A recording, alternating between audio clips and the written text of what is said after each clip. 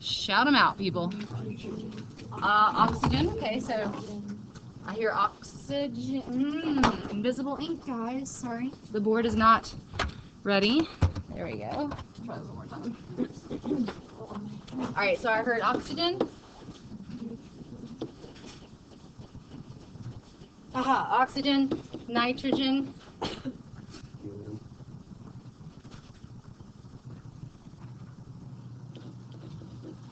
Let me try this one more time. Okay, this is great stuff today. Okay, so oxygen, nitrogen, helium, carbon dioxide. You guys can't see this? Me neither. We're just going to keep going. You guys are in. Aha! That's nitrogen. Okay. Helium, carbon dioxide. What else? There's a good bit of nitrogen, right? That's like 78% of our atmosphere, right? Yeah. There's a good bit of oxygen. It's like 21% of our atmosphere. Teeny bits of helium. Maybe on a good day, teeny bits of carbon dioxide on a bad day, lots of carbon dioxide, greenhouse gas, right? What about that stuff that can precipitate down? Water vapor. Okay, so we always have water vapor in the atmosphere. But that's a good summation of the gases in the atmosphere, right? So all of these gases have a particular pressure about them. If you have a lot of one, it's going to be bigger partial pressure than the other ones. So for example, this is a good example problem for your foldable. What you might say is, oh, the partial pressure of nitrogen plus the partial pressure of oxygen plus the partial pressure of helium. There's argon in there too, but I'm just going to skip that for now. Helium plus the partial pressure of carbon dioxide plus the partial pressure of water vapor equals what? What is our atmospheric pressure? 1 atm, right? So I'm going to say this is equal to P total, but what we decided on last week was that we live generally at, right now live at about sea level, which is approximately 1 atmosphere. So this is equal to 1 atm. So I'm just going to make up some numbers for the rest of these. If nitrogen is 78% of our atmosphere, what is the atmospheric pressure? 0.78, right? 78% of 1 is 0.78. So that'd be 0.78 atm. And I said oxygen is about 21%, so that'd be what? 0.21, right? And the rest of these are really minor. I'm trying to make up numbers that actually match 1. So I'm just going to put some numbers, guys. It's going to approximate 1.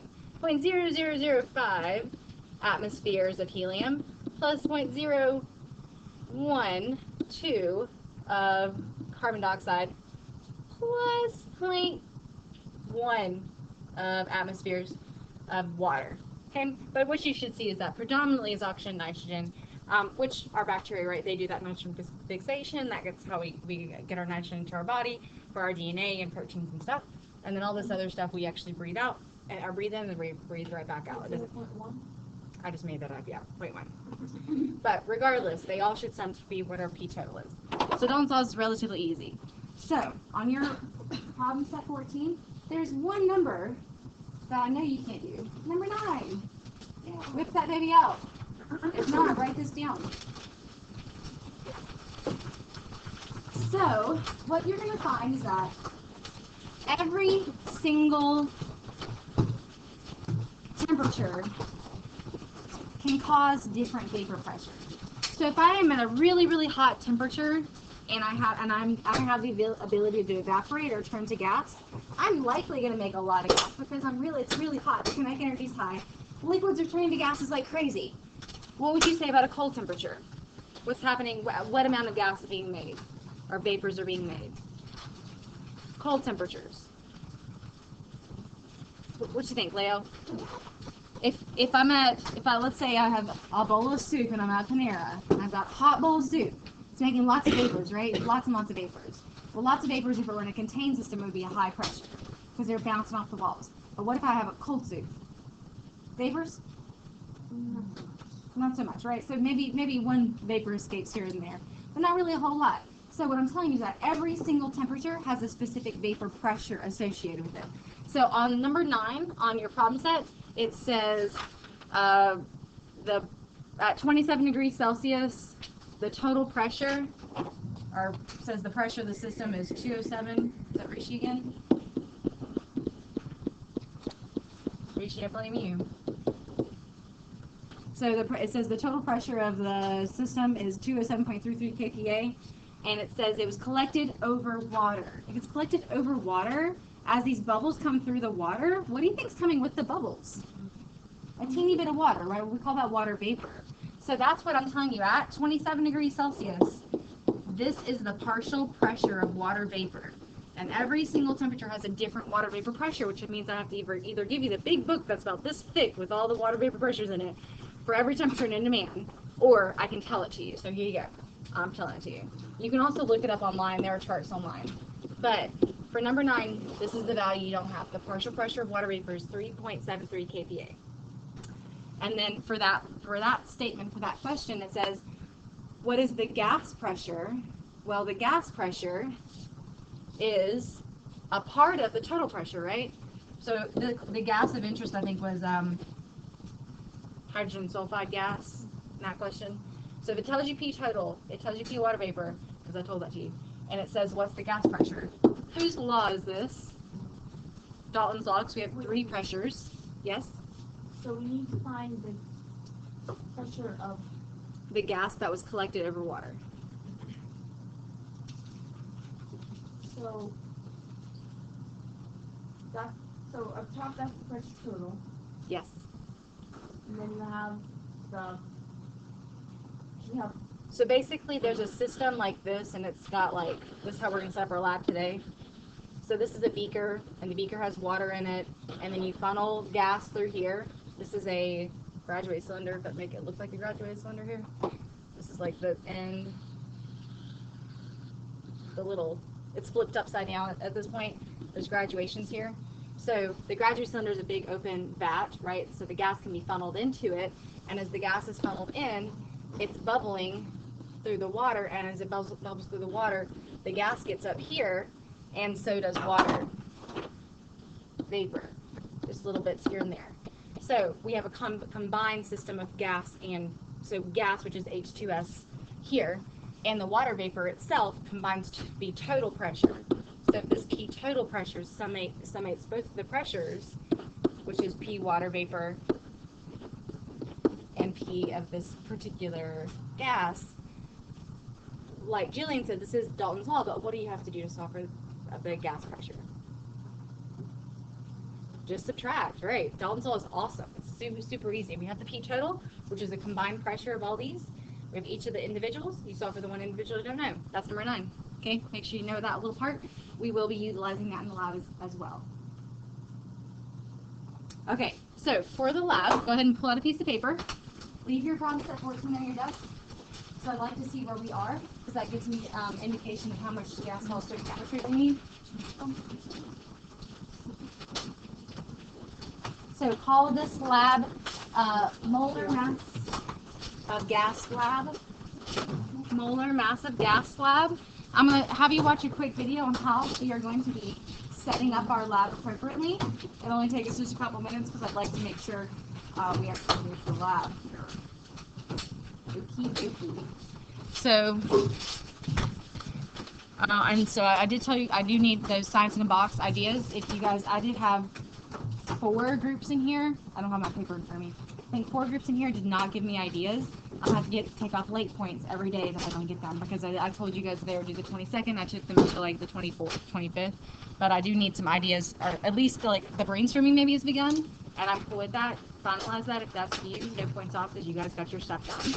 But those groups that I didn't get shared with, you gotta help me out here because I can't help you from there. So here's that quick video I promised you. So this lady did a good job of showing it.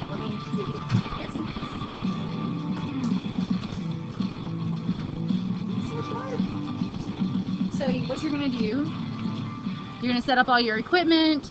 Of course, you're going to have a butane lighter. This butane lighter does not have a flint on it. It will not light, okay? So if it doesn't light, and you squeeze the little trigger on the butane lighter, it's not going to look like it's on, right? Because it's not lighting. I took the flints out. but the gas is still coming out. So do not just like click the little button because the gas will just come out into the room. And isn't this stuff is flammable gas, right? I don't want this flammable gas hanging out in my room because I like to light, you know, strikers and matches occasionally. I don't want some flammable gas hiding in the air. So basically what you do is you dunk your butane lighter into this little bucket of water. You get it wet to kind of set up the system where it's already wet so that you have it's wet before massing and after the massing. So then you're gonna mass it, and then this is the part I really want you to see. Here you go. Okay. You're gonna take a graduate cylinder. You have to fill it all the way up to the top. Because what you're gonna do is you're gonna take your graduate cylinder and you're gonna flip it upside down in your pneumatic trough or trough. And so that needs to be 100% filled with water. So when you invert it underwater, your hand has to go underwater. Oh, you see the bubbles? You guys see those bubbles? Check for bubbles. There'll be bubbles at the top. Nay, you can't have bubbles at the top because that's going to make your gas look like it's already in there. So you just start over, fill it all the way to the top, and really get a good suction with your hand on the top of the graduated cylinder. It's okay if a little water spills out, that's fine, we can clean that up. And then you'll put your hand underwater and flip it with no bubbles coming through. That's probably the hardest part of the lab, is to get no bubbles. So you don't want any bubbles there. And then you're gonna take your butane lighter and hold it under the mouth of the graduated cylinder. Maybe. So when you click the button underneath the graduated cylinder, you'll start to see the gas come out and being captured by the graduated cylinder. You see those bubbles? Those bubbles should be inside the graduated cylinder, not on the outside, because then your mass is totally shot because there's nothing that you're not accounting for your mass throughout the graduated cylinders. So after your bubbles get captured, she says go to about 95. Whatever you do,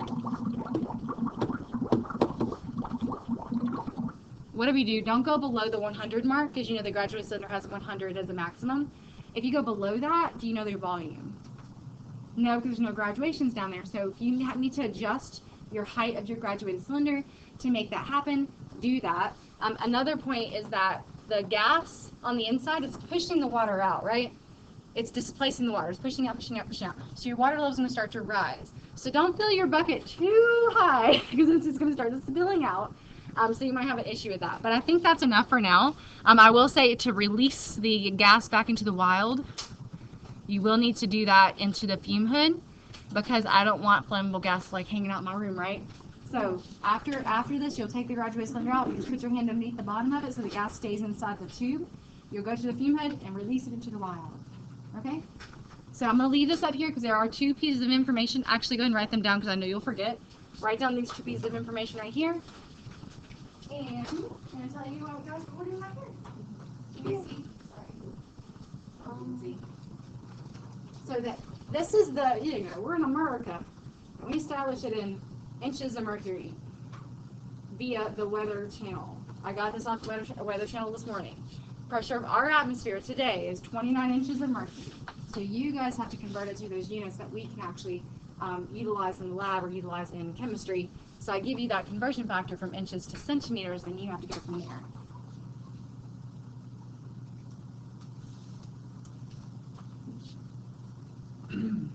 So whenever you get back to your lab, you'll also be working for a little while. You'll have to send somebody up here to the front to come get the water vapor pressure, because it's going to be different based on what your thermometer reads.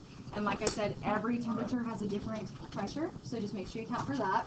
But other than that, lab notebooks have your lab in it. I'll bring your materials to you. You just make sure you're with the butane lighter. You don't just click the button because it's going to start evaporating, okay? So I'll let you guys choose groups of 3. When you're ready, come back to the lab. Are you from Purple Chem, Dalton?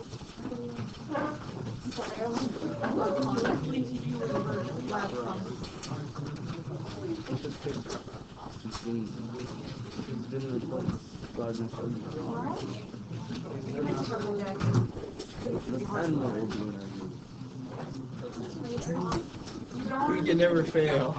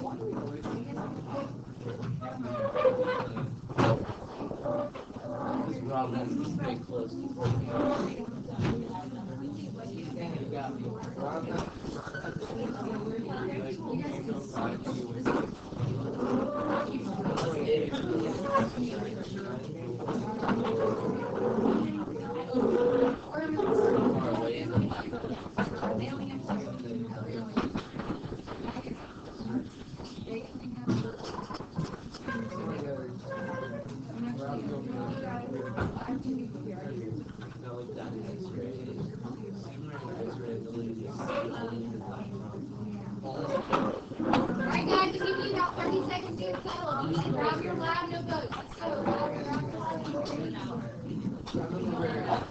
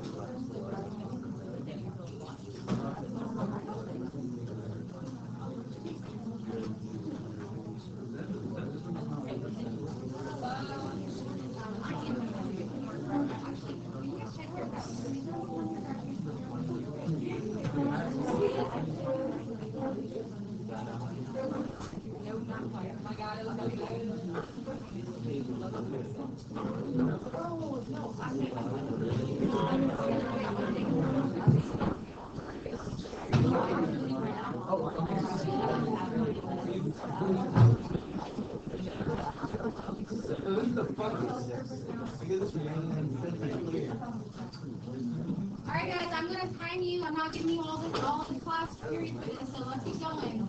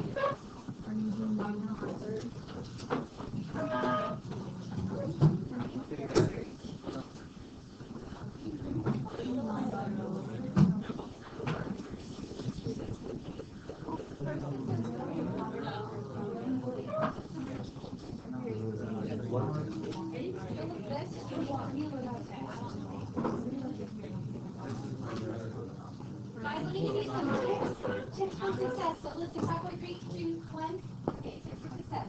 1, it's going to be really difficult to see your bubble at the top if you don't take the bottom, the base of the graduate cylinder off. The base of the graduate cylinder is going to have to be what you see, because that's where you're going to see if a bubble is good or not. When you put your hand on there, put it over the seat, because it should be overflowing. So you put your hand on there, it's got a really tight seal, and when you flip it, sink your whole entire hand underwater and slip it off and see if that works. If you're not comfortable, it's like Lindsay, she's very risky with that graduate cylinder. I keep the base on until I was ready, just in case Jacob with his other fingers snagged the graduate cylinder off and glasses in every side. Okay, that'll be the worst.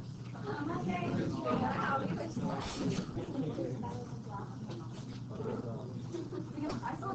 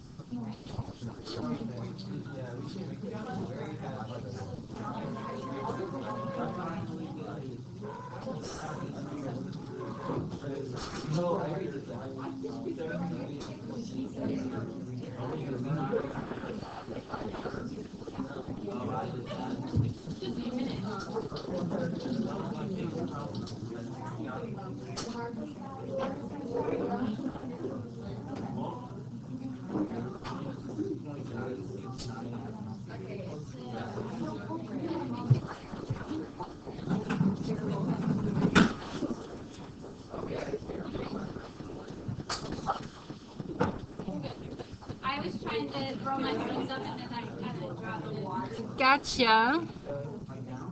Or had a birthday balloon. Raise your hands. That didn't last.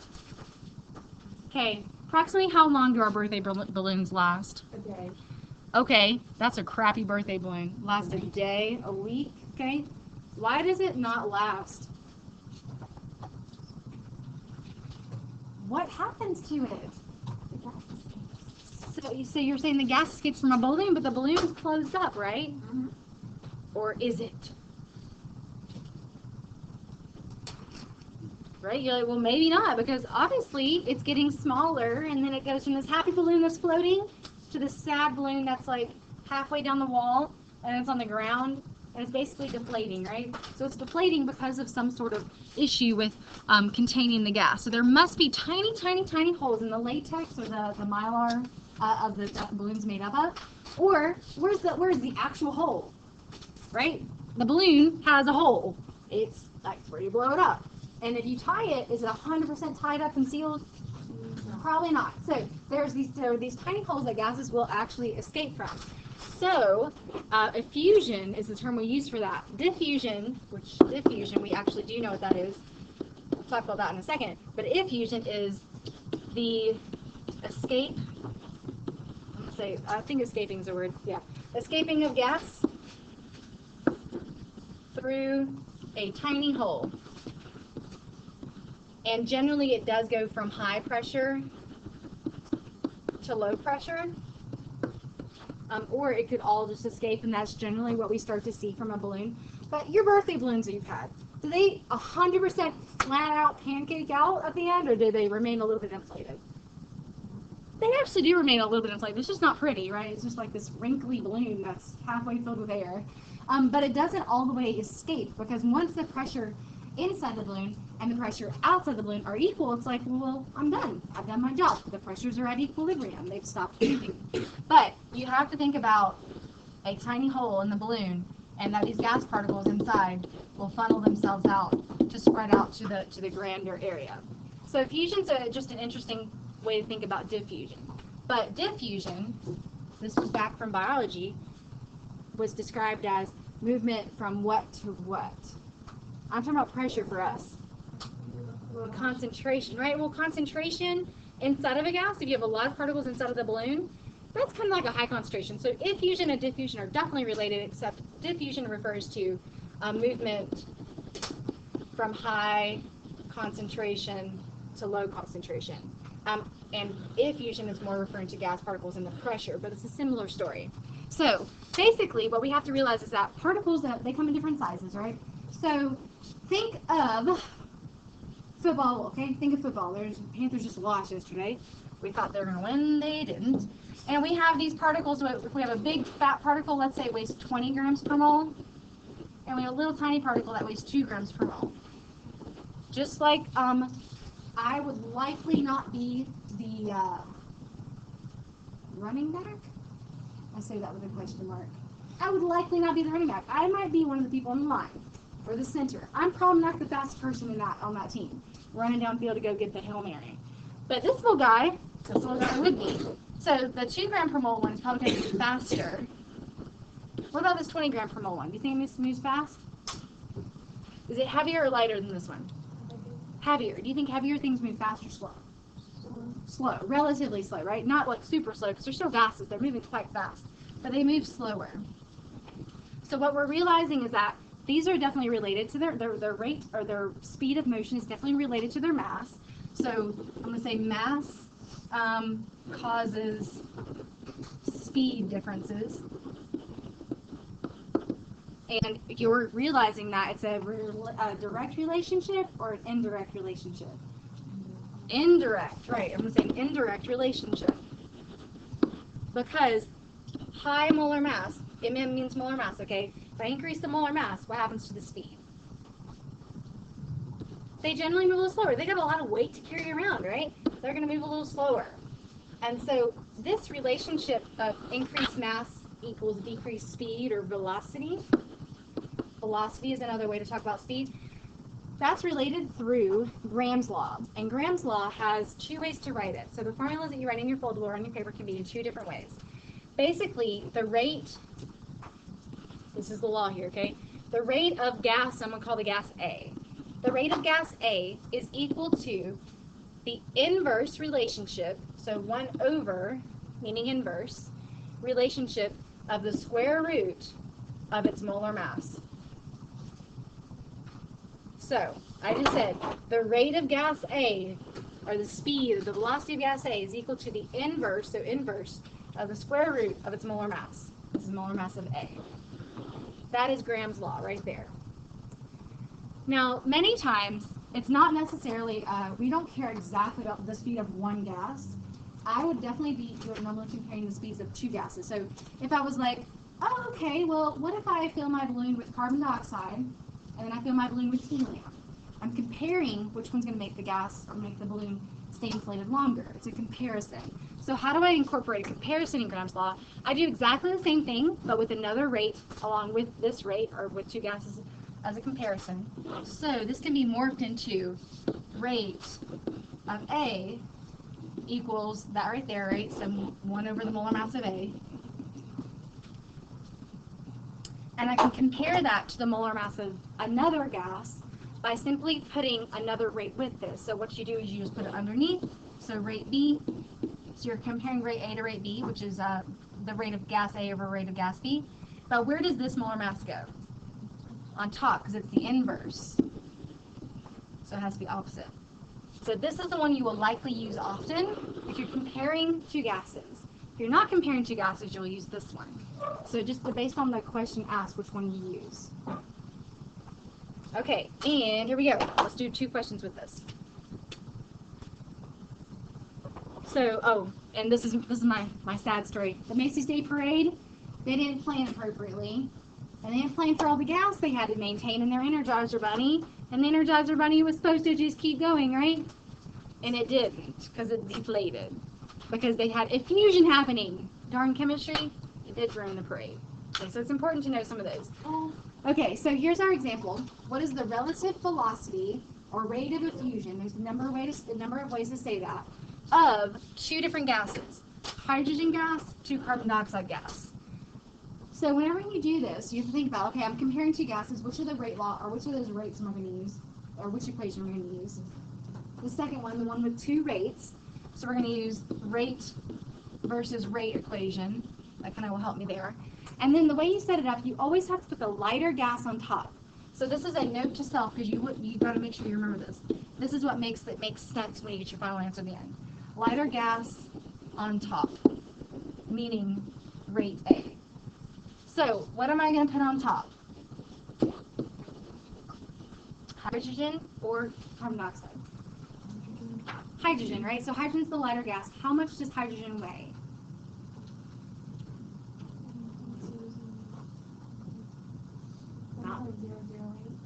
That's just H. This is hydrogen gas. 2, right? This is hydrogen gas. This is a diatomic gas at its standard state. Remember which ones your diatomics are, okay? So this is rate of hydrogen gas over the rate of carbon dioxide. So I'm going to label that there so I can set it up appropriately. So the rate over rate is equal to the molar mass of who on top. Right, it's inverse, okay, so it's our little opposite diagonal relationship. And the molar mass of who on bottom. H2, okay. So now I know I have it all set up. Go ahead and plug in your information, the square root of what's the molar mass of carbon dioxide. Do a little math in your head for me. Approximately 44, right? Carbon weighs 12, oxygen weighs 16, 44 grams per mole. And then the molar mass of hydrogen, you guys said was 2. So I'm going to simplify this fraction before I get my square root. So what's 44 divided by 2? 22. Square root of 22? What's the square root of 25? 5. So square root of 22 is about 4.1, 4.2. Somebody double check that for me. 4 point what? 69? Really close. Okay. Oops, sorry, there's no unit on this. So our grams per mole, as you probably noticed, I didn't cancel them, but they do cancel here. So my square root is not really, it's not a measurement, it's just a ratio. So the square root of 22 is 4.69. So now I want you guys to tell me, what does that number mean? If you had to just put this in a sentence to answer this question, what would that mean? The rate of diffusion of. Okay, so that you're comparing the rate of hydrogen gas to carbon dioxide gas, but basically this means that the rate of diffusion of, Robbie? Well, I'm just going to ask, wouldn't it be 4.69 hydrogen gas to 1 carbon dioxide? It would if you want to express it as a ratio, but now I want to say it in a sentence. So go ahead and write the sentence down, because I want you to realize that this is about a comparison of speed, right? The rates are just speeds. So I'm going to say hydrogen gas is 4.69 times faster than CO2. And so what you can say with that is the rate of diffusion of hydrogen gas is 4.69 times faster. But basically, you should realize that the lighter one, the hydrogen gas, moves faster, right? So if you know it moves faster, now you actually know how much faster it moves. So if the, I'm going to say this rounds to about 5, right? So if you put hydrogen gas in your balloon versus carbon dioxide gas, it's going to run out of the balloons, move out of the balloon 5 times faster than the carbon dioxide gas. So how much longer does your carbon dioxide balloon last? 5 times as long. So if your hydrogen gas balloon lasts for 1 day, your carbon dioxide balloon would last for 5 days. And just think about that in terms of weeks. Like, I would totally take a balloon blown up by you guys than the helium from a store because it would last me so much longer. And I can remember for weeks. Okay, let's do one more. Oops, this is, do I have time? Yeah, I have time for this last one. Go ahead and start that one for me. Yeah. Also, like, what unit? Is there no, like, unit or anything? For that, no, it's a ratio, so it's just a number that tells us a comparison that it does not have a unit. Yes. So if the velocity is 4.10?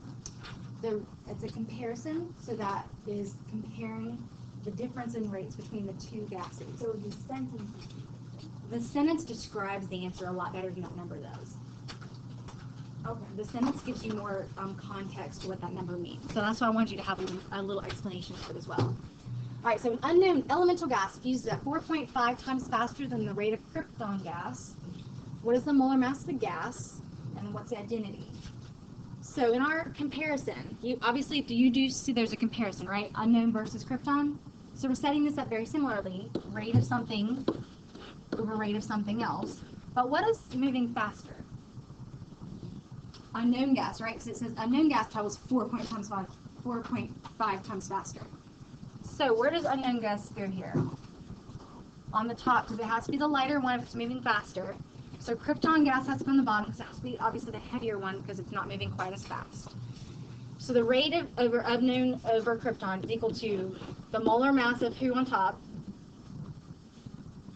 Krypton on top over molar mass of unknown on bottom. And this is our true question, right? We're looking for the molar mass. So what does this rate comparison equal? 4.5, okay. And that's 4.5 times faster. Now, I do know the molar mass of krypton. What's the molar mass of krypton? What is it? 80? 81.79. Is that what you said? 4.79. My bad. Okay, so that's the top of the fraction divided by x, which we don't know because that's our unknown molar mass. That equals 4.5. So math it up, people. How would I solve for x?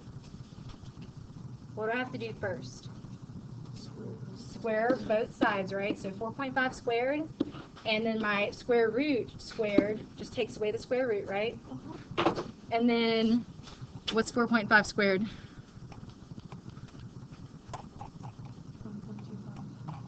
24. So again? 20.25. 20.25. I need to get my hearing checked, I guess. 84.79 over x exists now. So then how do I solve for x? Multiply the x out and then do what? So if x comes out over here and here, I need to divide by 20.25 now. So divide on both sides by 20.25. What's 84.79 divided by 20.25? 4.1.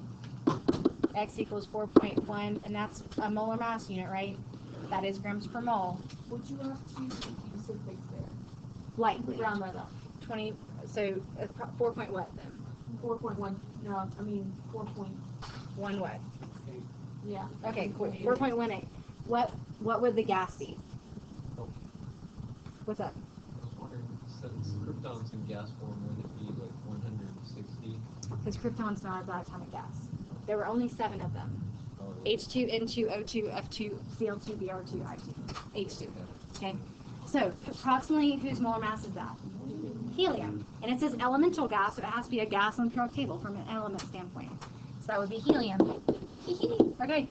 All right, so that's Graham's law. I'll do 2 more of those tomorrow. I'll do some more gas stoichiometry. Do finish your problem set. You should have everything you need. I'm here after school. If you need it, science in a box. If you've not given me anything, I can't give you anything back. You give me some room for progress. And your foldable, what do you do tomorrow? Foldable is tomorrow. The foldable is tomorrow? Foldables due tomorrow. All right. in the bottom.